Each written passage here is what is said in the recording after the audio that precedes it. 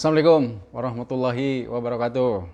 Bertemu kembali ya dengan saya Hernandi Official.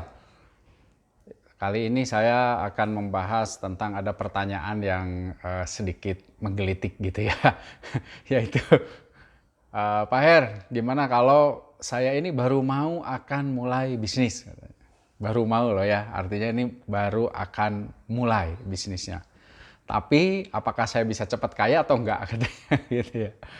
Nah, ini cukup menarik ya buat saya pertanyaan ini, dan saya akan coba bongkar 3 rahasia bisnis pemula bisa cepat kaya. Jadi saya jawab bisa ya.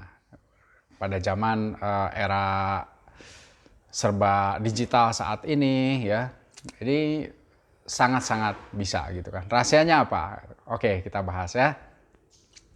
Yang pertama adalah cari bisnis yang mempunyai margin yang besar. Ya, itu yang pertama ya. Jadi jangan memilih bisnis-bisnis yang keuntungannya hanya 10, 20, 30% gitu ya. Kalau bisa cari bisnis yang bisa untung lebih dari 100% misalnya gitu ya. Atau 50% lah minimal gitu ya, silahkan ya. Tapi dengan harga jualnya juga yang lebih besar ya. Jadi jangan untung 100% tapi harga belinya 10.000 misalnya, untungnya 10.000 gitu ya. Nah, itu kecil gitu. Jadi harus memilih bisnis yang keuntungannya besar ya. Mungkin persentasenya bisa di atas 50% gitu ya. Nah, karena apa? Karena ada pepatah mengatakan gitu ya, di dalam dunia bisnis, bisnis kecil capek, bisnis besar capek. Jadi capeknya sama aja. Jadi kalau saya lebih memilih ya, lebih memilih bisnis yang mempunyai margin yang besar sekalian gitu ya. Apakah itu di bidang retail ataupun misalnya di bidang grosir, silahkan ya, bebas memilih gitu ya. Nah, kalau ada pertanyaan, contohlah kasih Pak Her, bisnis apa sih gitu kan. Ya kalau saya kasih contoh misalnya ya bisnis properti gitu ya. Tapi kan Pak Her katanya bisnis properti itu harus modalnya besar, harus modalnya banyak gitu. Yaitu bagi yang belum tahu ilmunya. Ya, semua pasti ada ilmunya, semua pasti ada ilmunya ya. Jadi bisnis apapun silahkan, saya tidak mengarahkan Anda harus bisnis A, B, C, D, tapi pilihlah bisnis yang keuntungannya besar ya. Walaupun misalnya modalnya harus kecil atau harus besar, itu semua ada ilmunya ya. Saya ambilkan contoh misalnya bisnis properti tidak harus modal besar ya. Mungkin tanpa modal pun bisa misalnya. Nah, sekarang banyak yang bisnis di properti tapi mainnya keroyokan gitu ya. Misalnya berjamaah jadi banyakan gitu. Jadi kita beli tanah misalnya tapi banyakan gitu ya. Boleh itu untuk sementara gitu. Nanti ke sana diperkecil lagi misalnya ya, kalau sudah modalnya sudah cukup diperkecil lagi, yang tadinya 10 orang jadi 5 orang, yang tadinya 5 orang mungkin 2 orang, nanti kedepannya bisa mandiri, bisa sendiri gitu ya.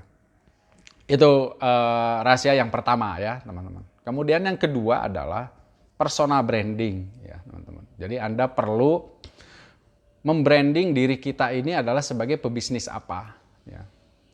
Jadi Anda memulai, kalau misalnya Anda contoh aja ya, ini hanya contoh saja ya. Misalnya Anda mau bergerak di bidang properti misalnya.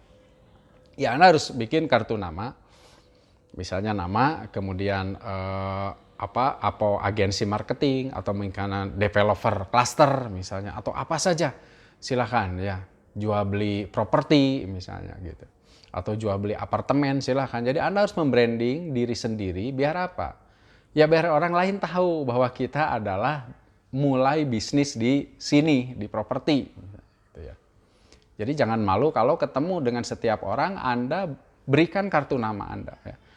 Nanti kalau misalnya butuh apartemen, atau butuh rumah, atau butuh ruko, atau butuh tanah nih, hubungi saya. Ya, gitu ya. Jadi kita harus berani untuk membranding diri kita. Jangan malu-malu ya. Kemudian brandingnya juga saat ini bisa via medsos ya. Jadi Anda branding diri Anda di Instagram, Anda branding di WA status, Anda branding mungkin sekarang ini di Telegram atau di Facebook gitu ya.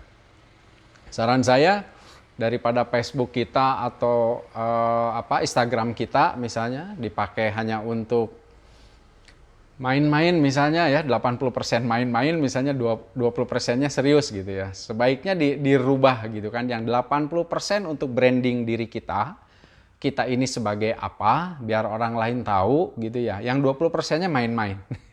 Boleh ya. Hanya 20% aja kita main-main gitu ya. Selebihnya kita branding diri kita bahwa biar orang lain tahu kita ini sekarang ini lagi bisnis apa gitu ya. Sehingga nanti kalau orang lain ketemu kita atau mungkin orang lain perlu rumah misalnya langsung ingat kita gitu kan ya. Oh iya, si A ini adalah bisnis di properti misalnya ya. Atau orang mau ngebangun rumah misalnya karena kita nge-brandingnya sebagai kontraktor misalnya, maka kita akan dihubungi oleh teman-teman kita, sahabat-sahabat kita atau saudara-saudara kita yang ingin ngebangun rumah atau renovasi rumah gitu. Itu yang kedua ya. Jadi Anda siap-siap harus membranding diri kita. Jangan malu. Jangan malu untuk membranding diri kita gitu kan. Yang ketiga adalah yang terakhir, ini yang memang sulit ya.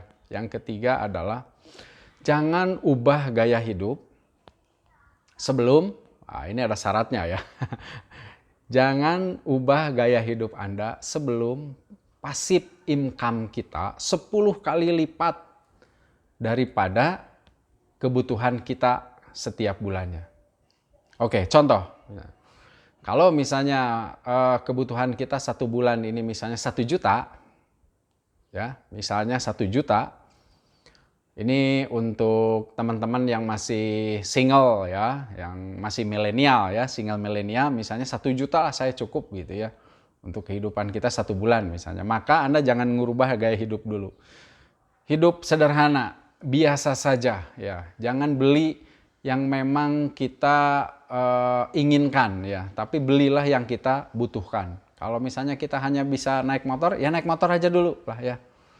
Motornya misalnya tahun 90 nggak apa-apa gitu ya, nggak ada masalah ya.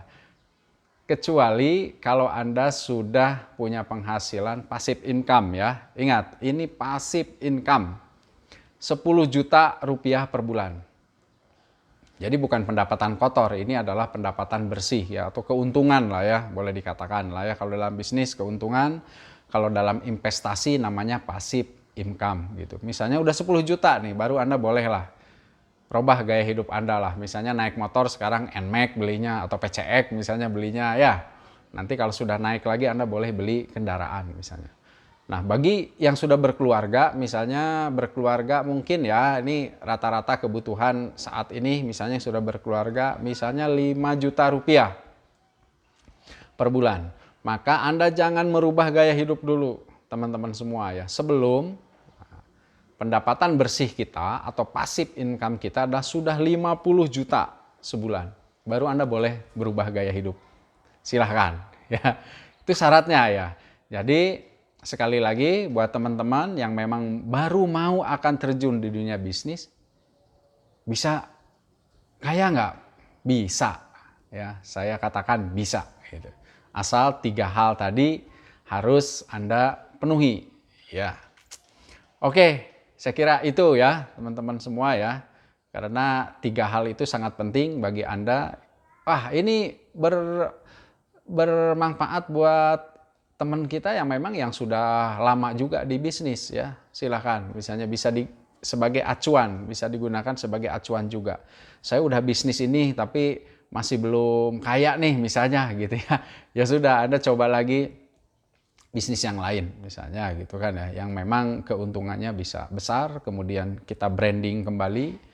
Kalau sudah punya pengalaman branding kan adalah jauh lebih baik gitu kan ya. Tapi nggak apa-apa, kita branding kembali. Kemudian yang ketiga, jangan merubah gaya hidup atau pola hidup sebelum passive income kita atau keuntungan bersih kita adalah 10 kali lipat dari dari uang yang dibutuhkan untuk kehidupan kita dalam 1 bulan gitu. Oke, saya kira itu yang ingin saya sampaikan. Terima kasih, semoga informasi ini bisa bermanfaat buat teman-teman semua. Terima kasih. Assalamualaikum warahmatullahi wabarakatuh.